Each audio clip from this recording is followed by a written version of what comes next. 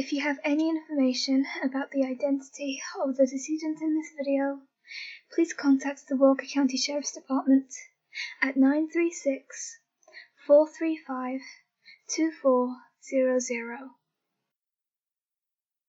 On the 1st of November 1980, at about 9:20 a.m., a truck driver driving past the Sam Houston National Forest saw the nude body of a young girl lying face down in a patch of grass, approximately 20 feet from the shoulder of the Interstate 45 in Walker County, Texas.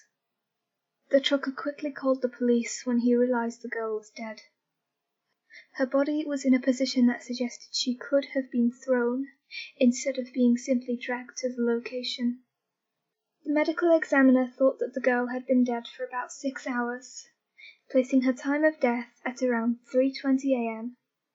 She had been murdered, asphyxiation by ligature strangulation. The murder weapon may have been a pair of tights or pantyhose, as fragments of such were found in the young girl's vaginal cavity, along with her own underwear. She had been vaginally and anally sexually assaulted with a blunt instrument prior to her death, which caused a significant amount of bleeding. Authorities believe that the killer placed her underwear inside her vaginal cavity in an attempt to stop this bleeding, whilst her body was transported from the scene of the murder to her site of discovery. The girl had also been severely beaten, with bruises all over her body and a deep bite mark on her right shoulder. She was a Caucasian female, thought to be between 14 and 18 years old, though investigators believe she was most likely between 14 and 16 years old, standing between 5 feet and 5 feet 6 inches tall, weighing between 100 and 120 pounds, having light brown hair at approximately 10 inches in length, which was cut in a wing fashion, hazel eyes, a 1-inch vertical scar at the right end of her right eyebrow, pierced ears, though she was not wearing any earrings when found, teeth that had been well cared for, with 3 fillings present in teeth number 3, number 19, and number 30, erupted wisdom teeth, an inverted right nipple, and toenails that were painted pink. She was found entirely nude, save for a thin gold necklace with a rectangular smoky glass pendant, and a pair of red high-heeled sandals with brown straps were found near the body. After news of her murder circulated, several people came forward to say that they had seen her in the area on the 31st of October, the day before her body was found. The first witness stated that they saw a girl matching her description getting out of a blue car driven by a white male, possibly a 1973 or 1974 model Chevrolet Caprice, at around 6:30 p.m. at the South End Gulf Station on Halloween.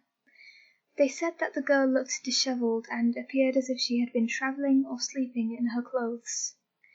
The girl asked the witness for directions to the Ellis Prison Unit, and when the witness provided her with them, she took off on foot and was later seen walking north on Sam Houston Avenue. The girl was next seen at the Hitch and Post truck stop along the Interstate 45, where she again asked for directions to the Ellis Prison Unit, claiming that she had to see a friend or a boyfriend there. The waitress to whom the girl spoke said that she suspected the girl was a runaway, so she asked the girl's age. The girl said she was 19 years old, though the waitress thought this was an obvious lie, so she asked if the girl's parents knew where she was. The girl replied with, "Who cares?" The waitress asked where she was from, and she said the Rockport and Arkansas Pass area. The waitress drew a map for the girl with directions to the prison, and then she left. The waitress said that the girl seemed confident and, quote, like someone who knew how to run a con, unquote. She was last seen standing on the side of the road that led to the Ellis Prison Unit, before she got into an old station wagon with 3 males inside. That was the last sighting of her. All the witnesses said that the girl they saw was wearing a white blouse, an oversized yellow pullover with large pockets, blue jeans, and she was carrying red high-heeled sandals. When shown a photo of her body, the manager of the truck stop positively identified the deceased girl as the girl who was asking for directions to the prison.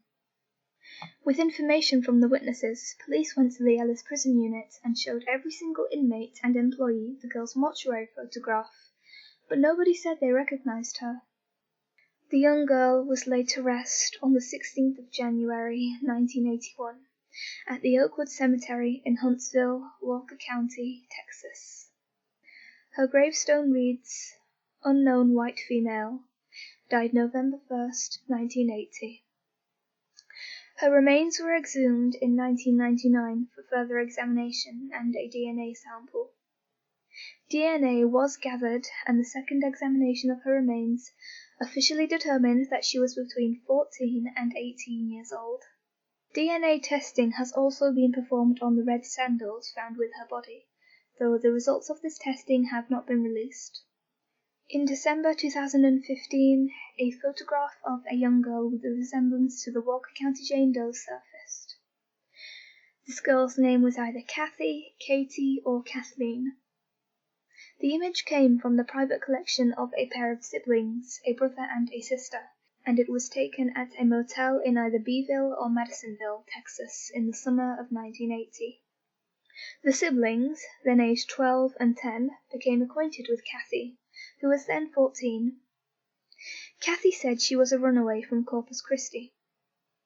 The brother recalls Kathy mentioning that she had a friend at the Sutherland prison who she wanted to see, and said that at one point, Kathy asked his and his sister's stepfather for a ride to the prison, but her request was not granted. The sister became friends with Kathy and said that her and Kathy spent time doing each other's hair and swimming in the pool together. The siblings said that Kathy was staying at the motel with a couple in their mid-30s who owned a maroon or brown car, possibly a Chevy. To date, nobody else has ever come forward to say they know Kathy. The two siblings have stated that they honestly believe that Kathy could be the Walker County Jane Doe. In early 2016, a photograph of a girl named Kitty surfaced on online forums about the Walker County Jane Doe. This photograph was taken at a congressional hearing and is of the 17-year-old Kitty who had run away from her home at the age of 13 due to abuse. At the time, Kitty was living at the Galveston Youth Shelter. She was featured in the 1980 documentary named Runaway. To my knowledge, nobody has been able to obtain a copy of this documentary. It is theorized that perhaps Kitty and the Walker County Jane Doe are the same person, as some see a resemblance.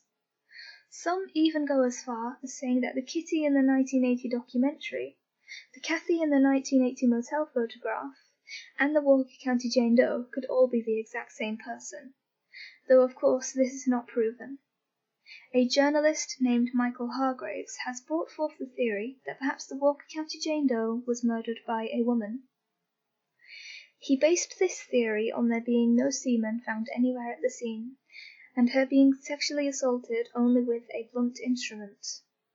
He also states that while men are more likely to bite their victims in sensitive places, the Walker County Jane Doe was bitten in the shoulder. Hargraves also said that the fact she was found still with her necklace on adds to this theory, as it doesn't fit his idea of male perpetrators taking souvenirs of their victims. I would like to add that her clothes were never found, meaning her killer may well have taken souvenirs. It has been speculated that the Walker County Jane Doe and another unidentified female, known as Orange Socks, may have been the victims of the same person. They were killed almost exactly a year apart. Orange Socks on the 31st of October 1979, and the Walker County Jane Doe on the 1st of November 1980. They were both white females, though Orange Socks is estimated to be between 15 and 30 years old, whereas Walker County Jane Doe was put at 14 to 18 years old.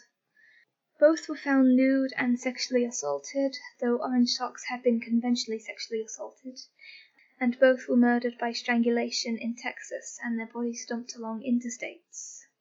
Serial killer Henry Lee Lucas confessed in detail to the murder of Orange Socks in 1982, though doubts have been raised as to his actual role in the murder, as at the time it was committed he was living and working in Florida. It was later learned that prior to confessing, Lucas had read the case file. It should also be mentioned that Lucas confessed to hundreds of murders and almost always later recanted his confessions. Lucas's dentition was compared with the bite mark on the Walker County Jane Doe, and it did not match up, though he did say that he had had dental restoration surgery. The DNA Doe Project have recently taken up Orange Socks, and her DNA is currently in sequencing, so hopefully we see an identification for her sometime soon. As far as the big theories go, that's just about it. Almost 40 years has passed, and this young girl remains unidentified. Finding her name is one step closer to finding her killer's name. Several missing people have been officially ruled out as being the Walker County Jane Doe. Please check the description for a list of these rule-outs. If you have any information about the identity of this girl and/or any information about her murder, please check the beginning of this video again for the appropriate agency to contact.